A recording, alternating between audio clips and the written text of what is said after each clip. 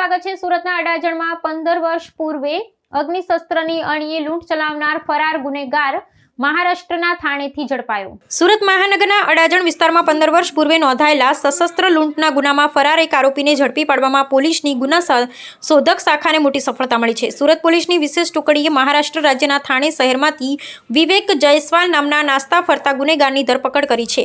આ સઘન કાર્યવાહી સાથે સુરત પોલીસ દ્વારા 1.5 દાયકા જૂના ગંભીર ગુનાનો ભેદ ઉકેલવામાં આવ્યો છે। પ્રાપ્ત વિગતો અનુસાર ગત તારીખ 13મી મે 2010ના રોજ આરોપીએ અડાજણ વિસ્તારમાં એક દુઃસાહસિક લૂંટની ઘટનાને અંજામ આપ્યો હતો। તેણે બે નિર્દોષ કર્મચારીઓને અગ્નિશસ્ત્ર બતાવીને બાનમાં લીધા અને તેમની સાથે શારીરિક હુમલો કરી 12,500 રૂપિયાની રોકડ રકમની લૂંટ ચલાવી હતી।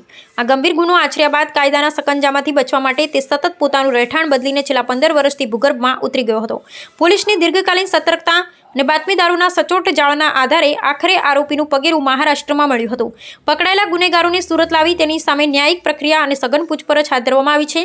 પોલીસ તંત્રની આ ઝુંબેશ દર્શાવે છે કે ગુનેગાર ગમે તેટલો સમય ફરાર રહે પરંતુ કાયદાના હાથથી તે લાંબો સમય બચી શકતો નથી અને તેને પોતાના કર્મોનું પરિણામ ભોગવવું જ પડે છે।